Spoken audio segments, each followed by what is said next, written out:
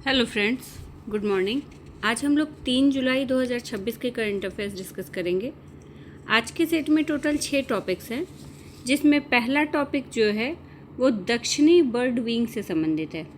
तो दक्षिणी bird wing एक तितली है जिसको हाल ही में पहली बार तेलंगाना के अमराबाद टाइगर रिजर्व में दर्ज किया गया है। ये दुर्लभ प्रजाति अब तक मुख्य रूप से पश्चिमी घाट से जुड़ी मानी जाती थी और इसका वैज्ञानिक नाम जो है वो है ट्राइडेस मिनोस। ये इसका वैज्ञानिक नाम है। ये पेपिलियोनिडी कुल की सदस्य है, जिसमें स्वेलोटेल तितलियाँ शामिल होती हैं और इसे सहाद्री बर्ड विंग के नाम से भी जाना जाता है। ये प्रजाति केवल दक्षिण भारत में पाई जाती है और मुख्य रूप से कर्नाटक, केरल, तमिलनाडु, महाराष्ट्र के कुछ हिस्सों में स्थित जो पश्चिमी घाट के वन क्षेत्र हैं उससे जुड़ी रहती है। तो मेनली पश्चिमी घाट के जो वन क्षेत्र हैं जो कर्नाटक, केरल, तमिलनाडु और महाराष्ट्र में फैले हुए हैं, उन्हीं में ये तितलियाँ पाई जाती हैं।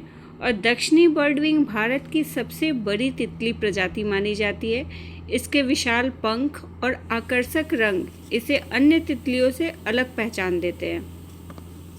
IUCN की रेड लिस्ट में किस कैटेगरी में रखा गया है इसको? तो IUCN की रेड लिस्ट में लीस्ट कंसर्न श्रेणी में इसको रखा गया दक्षिणी बर्ड विंग या सदर्न बर्ड विंग। अब अमराबाद टाइगर रिजर्व के बारे में देख लेते थोड़ा। तो ये नल्लामाला पहाड़ियों में स्थित है और पूर्वी घाट के महत्वपूर्ण वन क्षेत्र का हिस्सा है जो तेलंगाना और आंध्र प्रदेश इन दोनों राज्यों में फैला हुआ है। तो इसी में हाल ही में दक्षिणी बर्ड विंग या सदर्न बर्ड विंग तितली को पहली बार देखा गया है। Next topic she lips digital platform से संबंधित है। तो ग्रामीण भारत में महिलाओं की आर्थिक भागीदारी और उद्यमिता को बढ़ावा देने के उद्देश्य से हाल ही में she lips digital platform launch किया गया है। शी लिप्स का फुल फॉर्म क्या होगा? Self help entrepreneur livelihood and enterprise application for prosperity and sustainability.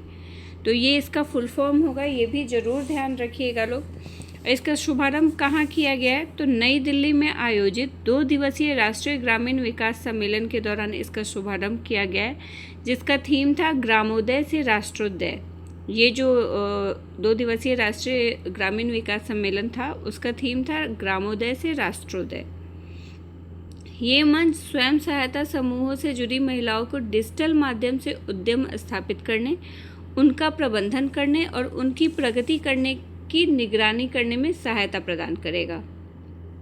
She lips एक डिजिटल प्लेटफॉर्म है जिसे डिजिटल इंडिया कॉरपोरेशन द्वारा विकसित किया गया है और इसका संचालन लोकोस प्लेटफॉर्म के अंतर्गत किया जाएगा। ये मंच ग्रामीण महिला उद्यमों के लिए एक समग्र डिजिटल प्लेटफॉर्म उपलब्ध कराता है, जहां उद्यम की स्थापना, प्रबंधन, निगरानी और वास्तविक समय में प्रदर्शन का आकलन किया जा सकता है। ये प्लेटफॉर्म कृषि आधारित और गैर कृषि आधारित दोनों प्रकार के उद्यमों को कवर करेगा और शी लिप्स को लखपति दीदी मिशन से भी जोड़ा गया है, जिसका उद्देश्य ग्रामीण महिलाओं की आय में उल्लेखनीय वृद्धि करना है। इस मिशन के तहत लाभार्थी महिलाओं की संख्या का लक्ष्य 3 करोड़ से बढ़ाकर 6 करोड़ कर दिया गया है और इसके अतिरिक्त अगले 5 वर्षों में इस मिशन के लिए 10 लाख करोड़ रुपए जारी करने की योजना बनाई गई है। शी लिप्स को देश के 34 राज्यों और केंद्र शासित प्रदेशों में लागू किया जाएगा। तो भारत के जो 34 राज्य और केंद्र शासित प्रदेश हैं उन सभी में इस योजना को लागू किया जाएगा। नेक्स्ट टॉपिक मानस से संबंधित है। तो देश में मादक पदार्थों की तस्करी, अवैध खेती और नशे से जुड़ी समस्याओं पर प्रभावी नियंत्रण के उद्देश्य से केंद्र सरकार ने 18 जुलाई 2024 को राष्ट्रीय नारकोटिक्स हेल्पलाइन मानस यानी कि मादक पदार्थ निषेध सूचना केंद्र की शुरुआत की थी और ये पहल गृह मंत्रालय के अंतर्गत कार्यरत नारकोटिक्स कंट्रोल ब्यूरो यानी कि NCB द्वारा डिजिटल इंडिया कॉरपोरेशन के सहयोग से शुरू की गई है और ये मंच नागरिकों को नशे से संबंधित गतिविधियों की गोपनीय सूचना देने और नशा मुक्ति से जुड़ी सहायता प्राप्त करने का एक राष्ट्रीय माध्यम उपलब्ध कराता है। आप लोग सोच रहे हैं कि जो प्रोग्राम 2024 में लॉन्च हुआ उसको अभी क्यों डिस्कस कर रहे हैं। तो अभी इसलिए डिस्कस कर रहे हैं क्योंकि जून 2026 तक मानस प्लेटफॉर्म पर 9.94 लाख से अधिक संपर्क प्रयास दर्ज किए जा चुके हैं और इसी अवधि तक पोर्टल पर नशीले पदार्थों से संबंधित 2,65,673 सूचनाएं प्राप्त हुई हैं, जिनके आधार पर 16,200 से अधिक कार्रवाई योग्य खुफिया इनपुट तैयार किए गए हैं। तो इस वजह से ये मानस प्लेटफॉर्म को हमने अभी दोबारा से डिस्कस किया। और नारकोटिक्स कंट्रोल ब्यूरो जो है ये भारत में मादक पदार्थों से संबंधित कानूनों के समन्वित प्रवर्तन के लिए केंद्रीय एजेंसी है जो गृह मंत्रालय के अधीन कार्य करता है। मानस का फुल फॉर्म भी ध्यान रखिएगा लोग, मादक पदार्थ निषेध असूचना केंद्र। और 1933 ये मानस से जुड़ा राष्ट्रीय हेल्पलाइन नंबर है, तो ये भी ध्यान रखिएगा। 1933 ये मानस से जुड़ा राष्ट्रीय हेल्पलाइन नंबर है। नेक्स्ट टॉपिक भारत, सिंगापुर और मलेशिया के संयुक्त प्रयास से संबंधित है। तो भारत, सिंगापुर और मलेशिया के बीच डिजिटल कनेक्टिविटी को मजबूत करने के उद्देश्य से 2 जुलाई 2026 को नए समुद्री fibre optical cable system I2C का अनावरण किया गया है। इस परियोजना में लाइट स्टॉर्म, माइक्रोसॉफ्ट, सिंगटेल और टाटा कम्युनिकेशंस जैसे प्रमुख साझेदार शामिल हैं, जबकि जापान की NEC कॉरपोरेशन को इसका सिस्टम सप्लायर नियुक्त किया गया है। ये परियोजना भविष्य की कृत्रिम बुद्धिमत्ता, क्लाउड सेवाओं और हाई स्पीड डेटा नेटवर्क की बढ़ती मांग को पूरा करने की दिशा में एक महत्वपूर्ण कदम मानी जा रही है। अब समुद्री केबल या सबमरीन केबल क्या होता है? तो समुद्र की तलहटी में बिछाई जाने वाली फाइबर ऑप्टिक संचार लाइनें होती हैं। इन्हीं के माध्यम से देशों के बीच इंटरनेट ट्रैफिक, क्लाउड सेवाएं, वीडियो कॉल, डिजिटल लेन देन और बड़े पैमाने पर डेटा का आदान प्रदान किया जाता है। I2C केबल सिस्टम की अनुमानित लंबाई लगभग 3600 किलोमीटर होगी और इसका मार्ग सिंगापुर से भारत के आंध्र प्रदेश स्थित मछलीपट्टनम तक होगा। इसके अलावा भारत में दूसरा लैंडिंग सिस्टम स्टेशन जो होगा वो दक्षिण चेन्नई में बनाया जाएगा। मछलीपट्टनम का चुनाव क्यों किया गया है? क्योंकि यहाँ से हैदराबाद तक सबसे कम समुद्री दूरी उपलब्ध होती है और इससे डेटा ट्रांसमिशन अधिक प्रभावी बनाया जा सकेगा। इस वजह से मछलीपट्टनम का चुनाव किया गया है। ये नया केबल सिस्टम विशेष रूप से हाइपर स्केलर कंपनियों, GPU इंफ्रास्ट्रक्चर प्रदाताओं तथा उन उद्यमों के लिए तैयार किया जा रहा है जो AI के प्रशिक्षण और इन्फेरेंस से जुड़े बड़े डेटा वर्कलोड संचालित करते हैं। तो ये भारत, सिंगापुर और मलेशिया का संयुक्त प्रयास था। नेक्स्ट टॉपिक भी आईआर का ही टॉपिक है। तो भारत और जापान ने 2 जुलाई 2026 को नई दिल्ली में आयोजित 16वें भारत जापान वार्षिक शिखर सम्मेलन के दौरान अपने पहले रक्षा सह विकास यानी कि डिफेंस को डेवलपमेंट समझौता पर हस्ताक्षर किया है।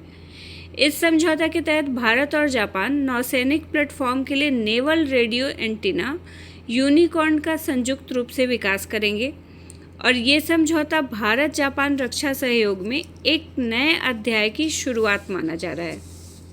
रक्षा सह विकास क्या होता है? तो ये ऐसी व्यवस्था है जिसमें दो देश मिलकर किसी सैन्य प्रणाली, उपकरण या रक्षा प्लेटफॉर्म का संयुक्त विकास करते हैं। इसका उद्देश्य तकनीकी विशेषज्ञता साझा करना, लागत कम करना और रक्षा उत्पादन में आत्मनिर्भरता और रणनीतिक सहयोग को बढ़ावा देना होता है।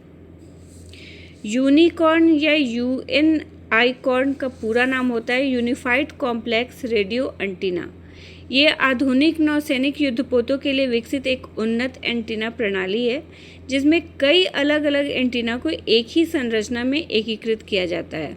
इससे युद्धपोत की जो स्टेल्थ क्षमता होती है वो बढ़ जाती है। तो यूनिकॉर्न होता क्या है ये भी ध्यान रखिएगा। आजकल BPSC UPSC में इस तरह के भी क्वेश्चन पूछे जाते हैं कि कोई एक टॉपिक या कोई एक नाम दे दिया जाता है, उसका डिटेल पूछा जाता है कि ये है क्या। समझौता की घोषणा किसके द्वारा की गई? तो भारत के प्रधानमंत्री श्री नरेंद्र मोदी और जापान के प्रधानमंत्री सनाए तकाइची, इन दोनों ने संयुक्त रूप से इस समझौते की घोषणा की है। नेक्स्ट और लास्ट टॉपिक देख लेते हैं। तो नेक्स्ट टॉपिक RBI के नए कार्यकारी निदेशक नियुक्त हुए हैं। रविशंकर, इनको आरबीआई का नया एग्जीक्यूटिव डायरेक्टर नियुक्त किया गया है। उनकी नियुक्ति 1 जुलाई 2026 को हुई है। और आरबीआई की स्थापना कब हुई थी? तो आरबीआई की स्थापना 1 अप्रैल 1935 को आरबीआई एक्ट 1934 के तहत हुई थी। और ये भारत का केंद्रीय बैंक है जो 1 रुपये के नोट तथा सिक्कों को छोड़कर बाकी सभी मुद्रा नोट जारी करता है। 1 रुपये के नोट और सिक्के किसके द्वारा जारी किए जाते हैं? तो वित्त मंत्रालय के द्वारा।